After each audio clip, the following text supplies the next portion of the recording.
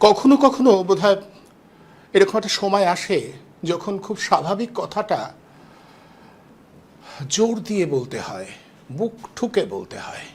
এই যেমন ধরুন, গত কয়েকদিন ধরে কাশ্মীর উপত্যকায় যে ঘটনা ঘটেছে, সন্ত্রাসবাদী হামলায় একদল মানুষের প্রাণহানির ঘটনা ঘটেছে। আবার তারপরেই যেহেতু ইসলাম মৌলবাদী খুনি হিসেবে চিহ্নিত এবং যারা মারা গেছে তারা হিন্দু, তাই একটা অন্যরকম ন্যারেটিভ বা আখ্যান তৈরি করে দেওয়া হয়েছে।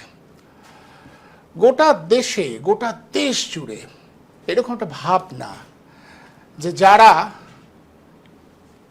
ইসলামী ধর্ম অনুসরণ করেন কিংবা যারা তাদের ধর্মচারণের স্বাধীনতার পক্ষে কথা বলেন, একেবারে পরিষ্কার করে বললে যারা উদারপন্থী, যারা ধর্মনিরপেক্ষ, তারাই নাকি আসল দোষী। কি আশ্চর্যের কথা! বাইরে থেকে ঢুকে একদল সন্ত্রাসবাদী কিছু মানুষকে খুন করল, আর গোটা দেশ জুড়ে যেভাবে যারা ধর্মনিরপেক্ষতার কথা বলে, যারা উদারপন্থার কথা বলে, যারা যুক্তি বুদ্ধি দিয়ে গোটা বিষয়টাকে মূল্যায়ন করা, বিশ্লেষণ করবার কথা বলে, তাদের দিকে আক্রমণ শানানো হচ্ছে। তারাই মূলত শত্রু। আর কিছু কিছু মিডিয়া একেবারে সোচ্চারে উচ্চনাদী চিৎকার করছে যে এক্ষুনি ভারতের সংবিধান থেকে ধর্মনিরপেক্ষ শব্দটাকে ঝেঁটিয়ে বিদায় করতে হবে। ঠিক এখানেই বোধহয় খুব জোর দিয়ে বলতে হয় যে ধর্ম নিরপেক্ষতাই আসলে এই ধর্মান্ধতাকে দূর করবার একমাত্র প্রতিষেধক। বুক ঠুকে বলতে হয়, হ্যাঁ, এখনও এদেশে সেরকম মানুষের সংখ্যা নেহাত কমে যায়নি যারা আমরা ধর্মনিরপেক্ষ। আমরা মনে করি আমাদের সংবিধান ধর্ম নিরপেক্ষতা শব্দটা থাকবার ফলে আমাদের সংবিধানের মহিমা বেড়েছে। বারবার এটা বলতে হবে। যেভাবে শত্রু করে তোলবার চেষ্টা করা হচ্ছে যারা উদারপন্থী চিন্তাভাবনা বিশ্বাস করেন তাদের, তাতে পরিষ্কার একটা হিস্টেরিয়া তৈরির চেষ্টা চলছে। এক শ্রেণীর মানুষকে দিয়েই শাসক দল এভাবে বারবার চেষ্টা করে ধর্মান্ধতা দিয়ে গোটা পরিসরকে মুড়ে দিতে। সেই প্রয়াসটা শুরু হয়েছে। আমরা বারবার এটার বিরুদ্ধে আমাদের অবস্থান রেখেছি এবং রাখব। বারবার বুক ঠুকে বলতে হবে, হ্যাঁ, ধর্ম নিরপেক্ষতা আমাদের দেশের অন্যতম ঐতিহ্য। যে কোনো মূল্যে এই ঐতিহ্যকে রক্ষা করতে হবে, রক্ষা করতেই হবে। এই বিষয়টার উপরেই আজ আলোকপাত করব, এই বিষয়টার উপরেই আলোচনা করব বলে আজ আমি অতিথি হিসেবে যাদের আমন্ত্রণ জানিয়েছি, আসুন প্রথমেই তাদের সঙ্গে পরিচয় করিয়ে দিই। আমার সঙ্গে ঠিক এই মুহূর্তে রয়েছেন সুমন সেনগুপ্ত। সুমন বিভিন্ন নাগরিক সংগঠনের সঙ্গে যুক্ত, একই সাথে লেখক। তিনি তার মতো করে তার উদারপন্থী চিন্তা ভাবনার প্রকাশ ঘটান এবং তার জন্য কোনো কুণ্ঠা তার নেই বা কোনো ভয় ভীতি তার নেই। তিনি নিরবচ্ছিন্নভাবে নিজের মতামত নিজের মতো করে বলে চলেছেন। এবং আমার সঙ্গে রয়েছেন পেশায় শিক্ষক শেখ মোহাম্মদ সালেহীন। ওর সঙ্গে আমার পরিচয় হয়েছিল, আগেও আমার এই চ্যানেলেও এসেছিল। ও আমার বিশেষ বন্ধু। ও একটা স্কুলের কিছুদিন আগে পর্যন্ত ভারপ্রাপ্ত প্রধান শিক্ষক হিসেবে ছিল। আমি সেই অনুষ্ঠানটা করেছি যেভাবে ওই ভারপ্রাপ্ত প্রধান শিক্ষকের পদ থেকে ওকে সরিয়ে দেওয়া হয়েছে, তার কারণ এই মুহূর্তে যে জিগিরটা তোলা হচ্ছে, খিদিরপুর একাডেমির ভারপ্রাপ্ত প্রধান শিক্ষক হিসেবে সালেহীন ছিল, তাকে সেখান থেকে সরিয়ে দেওয়া হয়েছে। সেটা নিয়ে আমি একটা অনুষ্ঠান করেছি। আমি ইতিমধ্যেই সেটা জানিয়ে দিয়েছি যে এর পিছনেই কীরকমভাবে ধর্মান্ধতা কাজ করেছিল। এক শ্রেণীর কুচক্রী তারা ধর্মান্ধ হয়ে এটাকে ব্যবহার করেছে। আমি সালেহীনের কাছেও আসবো। আমি প্রথমেই আসি সুমন সেনগুপ্তর কাছে। সুমন, আপনার কাছে আমার জিজ্ঞাসা। সুমন, শোনা যাচ্ছে? আমি পিসিআরকে বলবো, আমি কিন্তু শুনতে পাচ্ছি না। আমার কথা শোনা যাচ্ছে? হ্যাঁ, শোনা যাচ্ছে। সুমন এবার শোনা যাচ্ছে। আপনাকে আবার জিজ্ঞাসা সুমন, যা পরিস্থিতি, কোথাও একটু অস্বস্তি হচ্ছে? মনে হচ্ছে যেভাবে শত্রু ঠাউরানোর চেষ্টা করা হচ্ছে যে ধর্ম নিরপেক্ষ যারা, তাদের ঠিক এই মুহূর্তে খড়গ হাতে নিতে হবে, তাদের দূর করতে হবে। মূল শত্রু যেন এই ধর্ম নিরপেক্ষতার কথা যারা বলেন, যারা যুক্তি বুদ্ধি দিয়ে গোটা বিষয়টাকে মূল্যায়ন করতে চান, বিশ্লেষণ করতে চান, আরও নির্দিষ্ট করে আমি যদি বলি তাহলে যারা ক্ষমতাকে প্রশ্ন করতে চান, মূল শত্রু ঠাউরানো হচ্ছে তাদের। কোথাও মনে হয় না সুমন যে এর পিছনে একটা বিশেষ উদ্দেশ্য আছে, লক্ষ্য আছে, সেই লক্ষ্য নিয়েই গোটা পরিস্থিতিটাকে সাজানো হচ্ছে? হ্যাঁ, প্রথমে ধন্যবাদ অনুপম বাবু আপনাকে যে এই অনুষ্ঠানে আমাকে আমন্ত্রণ জানানোর জন্য। দ্বিতীয়ত, যেটা প্রথম আপনি যে প্রশ্নটা করলেন, কোথাও কি একটা ভয় করছে, আমি একদম নির্দ্বিধায় বলছি আমার এইবারে কোনো ভয় লাগছে না। কারণ আমি পুলওয়ামাটাও দেখেছি এবং এটাও দেখেছি, এবং পুলওয়ামা দেখার সময়ে যে থমথমে পরিবেশটা ছিল, এবারে সেই থমথমে পরিবেশটা নেই। এবারে অনেক মানুষ প্রশ্ন করছে। গতবারে যেটা থমকে গিয়েছিল, মানুষ বুঝতে পারেনি কি হয়েছিল, এবং যেহেতু সেনাবাহিনীর উপর ওই আক্রমণটা হয়েছিল, তখন সেনাবাহিনীও অনেক বেশি গোটা বিষয়টাকে চেষ্টা করেছিল নিয়ন্ত্রণে রাখতে, এবং চেষ্টা যা হয় সেনাবাহিনীকে যেভাবে কন্ট্রোলে রাখার চেষ্টা করে সরকার, সেইভাবেই চেষ্টাটা হয়েছিল। কিন্তু এবারে যেহেতু সাধারণ নাগরিক মারা গেছে, তাদের যে যারা বেঁচে গেছেন তারাই মুখ ফুটে বলছেন যে না, ওখানে ছিল না, ওখানে সেনাবাহিনীর অসুবিধা, সেনাবাহিনী ওখানে ছিল না, যারা আমাদের সাহায্য করতে পারতো সেই মানুষগুলো ছিলেন না। এবং এই যে ন্যারেটিভটা প্যারালালি উঠে আসছে, সেটাতেই আমাদের শক্তি বাড়ছে যে তোমরা মিথ্যে কথা বলছো, তোমাদের কথাটা সত্যি নয়, তোমরা সেনাবাহিনীর গাফিলতি আছে। এবং গতকাল যে সর্বদলীয় বৈঠক হয়েছে, তাতেও শোনা গেছে স্বরাষ্ট্র মন্ত্রক মেনে নিয়েছে না এই গাফিলতি ছিল। সুতরাং আমি বুক ঠুকে বলতে পারি আমার এবার ভয় করছে না। দুবার একই তাস খেলা যায় না। পুলওয়ামা দেখেছি, দ্বিতীয়বার পেহেলগাঁও, এই তাসটা এবার খেলা যাবে না। এবং কাশ্মীরের মানুষজন যেভাবে, সাধারণ মানুষজন নির্দ্বিধায় নেমে এসছেন এবং তাদের পাশে দাঁড়িয়েছেন, মৃত আহত মানুষদের পাশে রাত্রির জেগে, 3 রাত্রির হসপিটাল জেগে ওখানকার যে ডাক্তাররা যেভাবে চিকিৎসা করেছেন, যেভাবে ট্যাক্সি ড্রাইভার থেকে শুরু করে সমস্ত মানুষ বিনা পয়সায় তেল দেওয়া, বিনা পয়সায় জল দেওয়া, বাড়িতে থাকা, সমস্ত কিছু করেছেন, তাতে আমার বারবার মনে হচ্ছে এই ন্যারেটিভটার জন্য বিজেপি প্রস্তুত ছিল না। আমি নাম করে বলছি, বিজেপি প্রস্তুত ছিল না।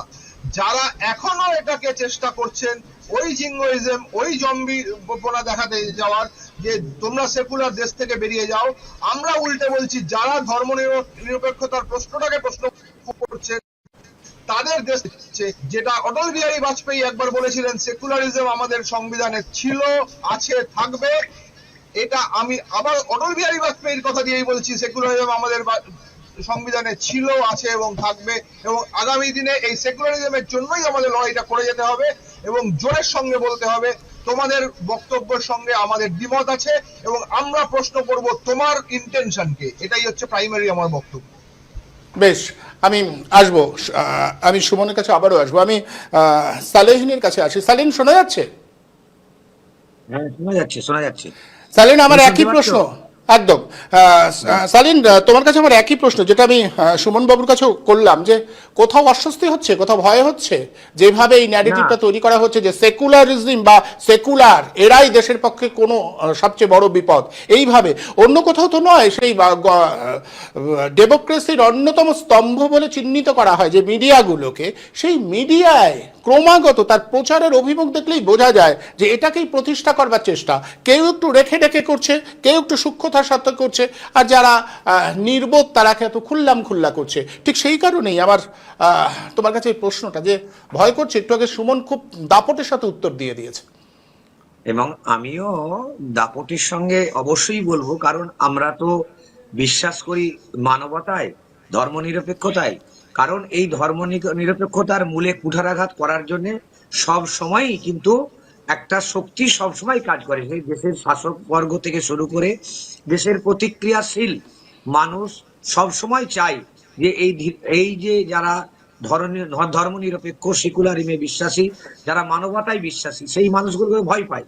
কারণ তাদের কাজ হচ্ছে মানুষে মানুষে লেলিয়ে দেওয়া, এবং এই যে ধর্মকে রাজনীতির সঙ্গে এই যে মিলিয়ে দেওয়ার এই যে একটা ঘৃণ্যতম চেষ্টা, এইটা চালিয়ে যাচ্ছে। এবং সবচেয়ে বড় কথা যে ভারতবর্ষের সরকার, এটা সুমনবাবু বললেন যে বিগত যে পুলওয়ামা যে হত্যাকাণ্ড হয়েছে, আমরা কিছুদিনের মধ্যেই পরিষ্কার হয়েছে যে এর পেছনে কি কাজ। আমাদেরও অপেক্ষা করে যেতে হবে, আর দু একদিনের মধ্যেই আসল রহস্য কিন্তু উদ্ঘাটিত হচ্ছে। এবং এই যে সংবাদ মাধ্যম, আমি গতকালই সোশ্যাল মিডিয়ায় একদম দৃপ্তভাবে আমি ঘোষণা করেছি যে একটা প্রথম সারি, যারা নিজেদেরকে যে সংবাদ মাধ্যম প্রথম সারি বলে দাবি করে, তারা খুব প্রচ্ছন্নভাবে লিখছে যে 26 জন হিন্দু পর্যটক এবং একজন স্থানীয় বাসিন্দা তিনি যে ধর্মে মুসলিম এইটা বলছেন না। এটুকা মানুষের মৃত্যু, এইটা বড় হয়ে দেবে না, দেখা দিচ্ছে না। এবং তারা খুব সুচারুভাবে, অনুপম বলেছে যে সুচারুভাবে মানুষের মধ্যে একটা বিভেদ তৈরি করার প্রচেষ্টা। তবে আমরা যারা ধর্ম নিরপেক্ষতার কথা বলি, আমরা একসঙ্গে অনুপমের মতো মানুষ যারা এই ধরনের একটা চ্যানেল তৈরি করছে, এরকম একটা বিষয়কে আমাদের সামনে একটা ভাববার যে প্র্যাকটিস করার যেটা ব্যাপার, সেটা আমরা করছি। এবং আমরা মনে করি এই শক্তি, যে শক্তি আমাদের মধ্যে একটা প্রাচীর তোলার চেষ্টা করছে। এবং আমি নিজের ব্যক্তিগতভাবে আমার কর্মস্থলেও আমি লক্ষ্য করছি যে তারা বলছে যে এই যে হাজি বিরিয়ানি, আরসালান, এখানে যাওয়া বন্ধ করতে হবে, এবং প্রকাশ্যে বলছে। কারণ সেখানে নাকি যে মুসলিমরা এই সংস্থাকে পরিচালনা করে, সেই পরিচালনা করা মানে হচ্ছে সেখানে তাদের অস্ত্র কেনার জন্য তাদেরকে সহযোগিতা করা। এইটা আমি নিজের কানে শুনছি, এবং স্বাভাবিকভাবে কতটা বেদনার জায়গা, এইটা সন্ত্রস্ত নয়, কারণ এই বেদনার জায়গাটা থেকেই আমি বলছি, আমি নিজে প্রত্যক্ষ করছি এই কদিনের ঘটনাতে। এবং আমরা বিগত দিনেও দেখেছি বাবরি মসজিদ ধ্বংসের সময়, সেই সময় আমরা বাম মানসিকতা, আমরা মনে করি মানুষের সঙ্গে থেকে আমরা সেই সময় আমরা কিন্তু রুখে দাঁড়িয়েছিলাম, বিশেষ করে বাবরি মসজিদের সময়। সেইটা আমি নিজে প্রত্যক্ষ করেছি যে কিভাবে হিন্দু মুসলমান রাজাবাজার এলাকায় রাতের পর রাত জেগেছি। এবং এইটা আমি নিজের প্রচারের জন্য বলছি না, মানুষকে বুঝিয়েছি।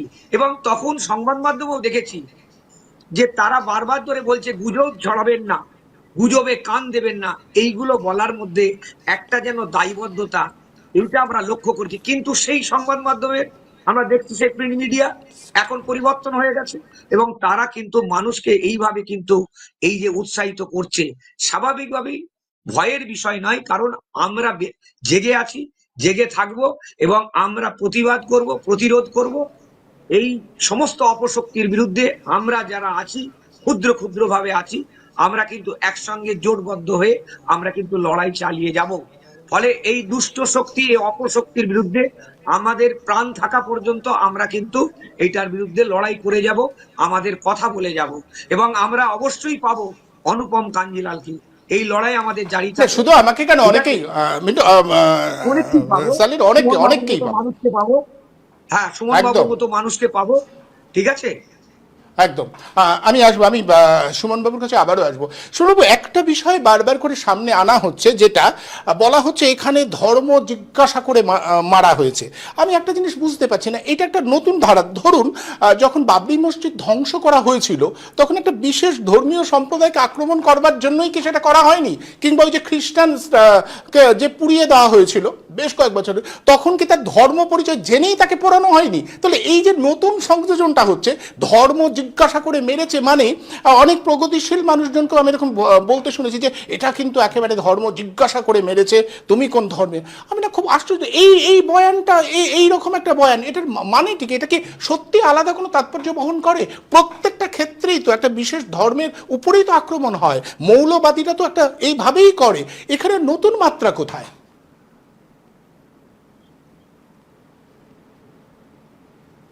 সময় যেভাবে ধর্মের বিরোধী, তারপরে আমি আরেকটা উদাহরণে আসি, যেটা 2002 সালে গুজরাট গণহত্যা। একদম, গুজরাট গণহত্যাকে আমি রায়ট বলি না, গুজরাট গণহত্যা বলি। ওটাকে চিহ্নিত করে মারা হয়েছে, প্রত্যেকটি মানুষকে, মুসলমান মানুষকে চিহ্নিত করে মারা হয়েছে। যারা তার বিরোধিতা করেছেন তাদেরকেও মারা হয়েছে। হরেন পান্ডিয়াকে মারা হয়েছিল, এটা আমরা সবাই জানি, এবং এহসান জাফরির খবরটাও আমরা জানি। তারপরে আসা যাক, আপনি গ্রাহাম স্টুয়ার্ট স্টেন্সের কথা বলছেন, একদম একদম।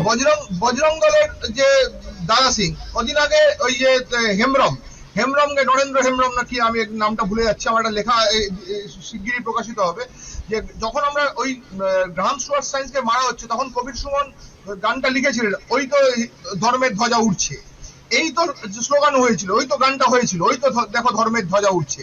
তার মানে কিন্তু চিহ্নিত করেই মারা হয়েছে। একদম।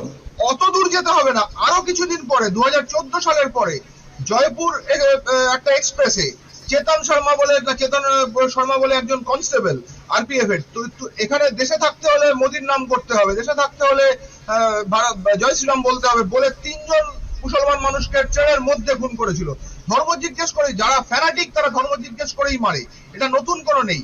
এবার যারা এটাতে অবাক হচ্ছেন তাদের কাছে আমার উল্টো প্রশ্ন, তারা কি কোনোদিন ওই যখন ধর্ম জিজ্ঞেস করে মারা হয়েছিল সেটার বিরোধিতা করেছিলেন? একবারও সেটার বিরোধিতা করেছিলেন যে ভাই তুমি গুজরাটে যখন মুসলমানদের মেরেছিলে তুমি সেটার বিরোধিতা করেছিলে? করনি। তুমি যখন গ্রাহাম স্টুয়ার্টকে পরিবার সমেত পুড়িয়ে দেওয়া হয়েছিল তার বিরোধিতা করেছিলে? করনি। তাহলে তুমি আজকে হঠাৎ করে নতুন করে ধর্ম খুঁজে পাচ্ছ কি করে? ধর্ম, যারা এই ধর্মান্ধ মানুষ, যারা মৌলবাদী মানুষ, যারা ইসলামী সন্ত্রাসবাদ ছড়ায়, কি যারা মানে মালেগাঁওতে বিস্ফোরণের সঙ্গে যখন এই ভদ্রমহিলা কি যুক্ত হয় সাধী প্রজ্ঞা, তাকে যখন এনআইএ এর খবরটা দেয় যে এনআইএ তাকে মৃত্যুদণ্ড চাইছে, এই খবরটাকে কাগজের কোন কোনায় ছাপা হয়, কোন মিডিয়া সামনের সারিতে নিয়ে আসে, প্রাইম টাইম নিউজ করে যে ভাই এই লোকটা, এই ভদ্রমহিলা মালেগাঁওতে এতজন মানুষকে মেরেছিল, এটা আনে না। ধর্ম দেখে দেখেই মারা হয়, ধর্ম দেখেই মারা হয়েছে, নতুন কোনো ঘটনা নয়। ভারতবর্ষে এই ঘটনা বহু পুরাতন ঘটনা। তো নতুন যেটা, সেটা হচ্ছে আপনি অবাক হচ্ছেন, আমি অবাক হচ্ছি যে তুমি এতদিন কেন প্রশ্নটা করনি, যখন উল্টোটা করা হয়েছিল কেন প্রশ্নটা করনি যে ওইটাও তো ধর্ম জিজ্ঞেস করেই মারা হয়েছিল। একজন খ্রিস্টানকে মারা হয়েছে, গুজরাট গণহত্যায় 2000 মানুষকে মারা হয়েছে, বাবরি মসজিদ ভাঙার সময় কত মানুষকে মারা হয়েছে, মুজফ্ফরনগর দাঙ্গা, বিভিন্ন দাঙ্গা হয়েছে, বিভিন্ন দাঙ্গায় ধর্ম জিজ্ঞেস করেই মারা হয়েছে। আকলাককে মারা হয়েছে, জুনেদকে মারা হয়েছে, তার ঘরে তার ফ্রিজে কি খাবার আছে সেটার জন্য মারা হয়েছে। আজকে ঝন্টু শেখ, যে মানুষটি আজকে ঝন্টু শেখ আজকে যে শহীদ হয়েছে, তার ধর্ম নিয়ে একটাও কথা বলছে না। এই মানুষটি যে মুসলমান, তার মা কিন্তু বলেছেন যে আমাকে আমার ছেলেকে ধর্ম দিয়ে প্রমাণ করতে, মৃত্যু দিয়ে প্রমাণ করতে হলো আমি দেশের মানুষ। নীরজ শর্মা আমাদের গর্ব, আপনি জানেন নিশ্চয়ই, নীরজ শর্মার মা যে বলেছেন পাকিস্তানের আরশাদও আমার ছেলে, নীরজও আমার ছেলে। তা নীরজ শর্মা বলেছেন যে আমার দুঃখ হচ্ছে আমার মা এটা কি ভাবছেন, আমার মাকেও কটু কথা শুনতে হচ্ছে, আমাকেও শুনতে হচ্ছে। নীরজ শর্মার এই অবস্থা হচ্ছে, আমরা তো কোন ছাড়, সেটা নিয়ে আমি ভাবিত না, কিন্তু ধর্ম জিজ্ঞেস করেই মারা হয়েছে, আগেও মারা হয়েছে, এটা নতুন কোনো বিষয় নয়, অবাক হওয়ার মতো বিষয় নয়। প্রশ্নটা হচ্ছে আগে কেন তুমি প্রশ্নটা করনি যখন উল্টো দিকের একজন সংখ্যালঘু মানুষকে ধর্ম জিজ্ঞেস করে মারা হয়েছিল? এইটাই আমার প্রশ্ন। একদম, আমি ঠিক এখানেই আসবো, আবারও আসবো সালেহিনের কাছে। সালেহিন, ঠিক এইরকম একটা পরিবেশ, এইরকম একটা পরিমণ্ডল, তোমরা তো শিক্ষকতা করো, কোথাও মনে হয় না যে আগামী প্রজন্ম যারা তৈরি হচ্ছে এইরকম একটা পরিবেশের মধ্যে তোমাদের কাজটা ক্রমশ কঠিন হয়ে যাচ্ছে? ওই ছেলেপেলেগুলোর কাছে তো তোমাদের জবাবদিহি করতে হবে, বলতে হবে, প্রত্যেক দিন তো তাদের সাথে মিশছো তোমরা, যে এইরকম একটা জায়গায়ও আমাদের মানুষ হয়ে উঠতে হবে, আমরা যাতে মানুষের শিক্ষাটা পারি। কাজটা ক্রমশ কঠিন হয়ে উঠছে না?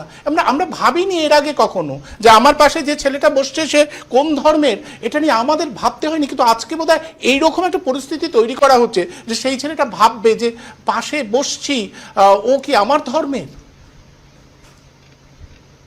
আসলে আমরা শিক্ষক বলি হয়তো আমাদের উপরে দায়িত্বটা একটু বেশি বর্তায়, কারণ আমরা তো মানুষ গড়ার কারিগর। আমার 1999 সালে আমি চাকরিতে যোগদান করি, খিদিরপুর অঞ্চল মিশ্র এলাকা, এখানে মুসলিম, হিন্দু এবং যারা উর্দু ভাষী এরকম কিছু মুসলমানও বাংলা মাধ্যম স্কুলে তারা পড়ে। তো আমি খুব আশ্চর্যভাবে 1999 সালে লক্ষ্য করেছিলাম যে ক্লাস ফাইভে দেখা যাচ্ছে যে ছাত্ররা, হিন্দু ছেলেরা একটা দরজাতে পাকিস্তান বলে সেখানে মারছে, আর মুসলিম ছেলেরা মারছে মানে পোস্টার লাগিয়ে দরজাতে পোস্টার লাগিয়ে দিচ্ছে। না, একটা কাল্পনিক এই ভাবনা থেকে একটা দরজাতে মারছে, সেটা পাকিস্তান বলে, সেখানে মানে হিন্দু ছেলেরা সেই দরজাতে মারছে, আর মুসলিম ছেলেরা পাকিস্তানের একটা দরজা, একটা পাল্লাকে পাকিস্তান বলে মনে করে এইভাবে মারছে। এইটা যখন এলো আস্তে আস্তে, যখন আমি ঢুকি, শেখ মোহাম্মদ সালেহ মুসলিম ছেলেরা আসসালামু আলাইকুম দিয়েছে, তাদের কিন্তু প্রথমেই আমি বলেছি যে এখানে কিন্তু সুপ্রভাত, গুড মর্নিং কিংবা গুড আফটারনুন এইটা বলবে, কিন্তু এইটা বলার জায়গা নয়। খিদিরপুর একাডেমি 35 রামকমল স্ট্রিটে কিন্তু বলবে না। অনেক ছেলেরা যখন আসসালামু আলাইকুম দিয়েছে তারা বিরোধিতা করেছে, আমি বলেছি তাদেরকে পরে আলাদা করে বলেছি, দেখো আমি তোমাদের মাস্টারমশাই, আমাকে ভাগ করো না। আমি একদম পরিষ্কার করে বলেছি তাদেরকে যে এটা হচ্ছে আমার 35 নম্বর রামকমল স্ট্রিট, আমার স্কুলের যে ঠিকানা, তার বাইরে আমি ধর্মের জামাটা খুলেই কিন্তু বিদ্যালয়ে প্রবেশ করি। এবং প্রত্যেক ছেলে, আজ সেটা উঠে গেছে, একদম সম্পূর্ণভাবে বলতে পারি সেই লড়াইটা জারি রেখেছিলাম বলে আজকেও ছাত্রদের মধ্যে কিন্তু সেই জায়গাটা তৈরি করেছি। এবং তারা একে অপরের সঙ্গে, এই যে সরস্বতী পুজোতে কত, আমি তো ভারপ্রাপ্ত শিক্ষক হিসেবে তাদেরকে যুক্ত করেছি, কাগজে বেরিয়েছে মুসলিম ছেলেরা তারা আলপনা আঁকছে, সরস্বতী পুজো করছে, এই আবহটা তৈরি করেছি মানুষের মধ্যে। এবং এখানে হিন্দু মুসলমান, কিন্তু আবার আমি ভারপ্রাপ্ত শিক্ষক, 120 বছরের স্কুলে শেখ মোহাম্মদ সালেহ, আমাকে শুনতে হচ্ছে এই স্কুলটা মাদ্রাসা, খিদিরপুর একাডেমি মাদ্রাসা হয়ে গেছে। গত 4-5 দিন আগে একটা ফোন এলো, একদম একটি মহিলা কণ্ঠ বলছে সে জানেনি যে আমি ওই বিদ্যালয় থেকে ভারপ্রাপ্ত প্রধান শিক্ষকের পদ থেকে অব্যাহতি নিয়েছি। আমাকে বলছে, আপনি স্কুলটাকে কি মাদ্রাসা পেয়ে গেছেন, আপনি ছেলেদের সামলান। আইলাম, দিদি আপনি একটুখানি ভালো করে শুনুন, আমি তো এখন আর বিদ্যালয়ের ভারপ্রাপ্ত প্রধান শিক্ষক নয়, যিনি আছেন তার কাছে এসে কাইন্ডলি বলুন আপনি কে বলছেন, কেটে দিল। মানে এরকম একটা জায়গা তৈরি হয়েছে। কিন্তু আমার বিদ্যালয়েতে আমি অন্তত চেষ্টা করেছি ছাত্রদের সেই লালন করার জায়গাটা, যে না এখানে তোমরা সবাই, আর আমাকে ভাগ করো না, আমাকে আমি ওদের বুঝিয়েছি, অনেক যারা 11-12 ছেলে, মুসলিম ছেলে, তাদেরকে বুঝিয়েছি, তারা কিন্তু ব্যাপারটা বুঝেছে। ফলে আজকে আর সেই বাতাবরণটা নেই, কিন্তু আমাদের সেই জারিটা রয়েছে, কষ্টকর সেই যাত্রায় সাফল্য লাভ অবশ্যই করব, এইটা আমার বিশ্বাস আছে। এবং আমি মনে করি আমাদের যে জীবনটা এই লালনের মধ্য দিয়ে, মানে মানবতার লালন, আমার পারিবারিক ভাবে এখানে হিন্দু নয়, মুসলমান নয়, খ্রিস্টান নয়, জৈন নয়, এখানে এই ভারতবর্ষ মানুষের ভারতবর্ষ। এটা বারবার আজকেও ক্লাসে, 8ম শ্রেণীর ক্লাসে গিয়ে পড়াতে গিয়ে তাদের এই বিষয়টা বোঝাচ্ছি, তারা মন দিয়ে শুনছে, যদি তাদের কাজে লাগে। কারণ আমাদের লড়াইটা খুব তীব্র থেকে তীব্রতর হচ্ছে, কারণ চতুর্দিকে যেভাবে সামাজিক রাজনৈতিক ভাবে এই যে মেরুকরণের যে রাজনীতি, এইটা তারাও তো সামাজিক জীব, তারাও তো একটা পরিবার থেকে উঠে আসছে, তাদের মধ্যে থেকেও তো আসছে এইগুলো ভাবনাগুলো। কিন্তু বিদ্যালয়ের গণ্ডির মধ্যে প্রবেশ করার পর এই যতদিন শিক্ষকতার পেশার মধ্যে থাকবো, তাদের সেই চেতনার জায়গাটাকে আমাদের লালন করতে হবে। আমরা যা নিজেরা ভেবেছি আমাদের ছাত্রদের মধ্যে পৌঁছে দেওয়ার দায়িত্ব আমাদের রয়েছে। এটা কষ্টকর, কিন্তু এই কষ্টকর যাত্রার মধ্যে একটা সুখ আছে, একটা আনন্দ আছে, যে অন্তত মানুষ হিসেবে তাদেরকে আমরা দেখতে চাই। সেই ভাবনা থেকেই কিন্তু এগিয়ে যাওয়া আমাদের। একদম। আমি সুমনের কাছে আসবো। সুমনবাবু, আপনার কাছে আমার জিজ্ঞাসা, যে যেভাবে গোটা বিষয়টা তৈরি করা হচ্ছে, যে একটা অংশকে বোধ বুদ্ধি বিসর্জন দিয়ে এইভাবে ভাবানোর চেষ্টা, কোথাও কি মনে হচ্ছে না যে আসলে ফ্যাসিবাদ যখন গেড়ে বসতে চায় তখন সবার মধ্যে বোধহয় এই ভাবনাগুলোকে ঢুকিয়ে দেওয়ার চেষ্টা করা হয়? আমরা সেই হিটলারের সময় একটা অংশ সেখানকার মধ্যবিত্ত শ্রেণী তো ক্রমশ আহ্বান করে এনেছিল, কোথাও কি এইরকম একটা পরিমণ্ডল তৈরি হচ্ছে? আমরা বিভিন্ন জনের সঙ্গে কথা বলে যেভাবে ক্রমাগত এখানে ঢোকানোর চেষ্টা করা হচ্ছে, আমরাও কি সেই রকম একটা বিপদের জায়গায় ক্রমশ পৌঁছচ্ছি, যে একটা মানে এটাকে গ্রহণযোগ্য করে তুলতে হবে, এটাই নিয়ম, এটা হচ্ছে, মানে কোনো রকম এটা সাংস্কৃতিক পরিমণ্ডল, মানে ফ্যাসিবাদের অনুকূল একটা সাংস্কৃতিক পরিমণ্ডল তৈরি করবার প্রয়াস চলছে?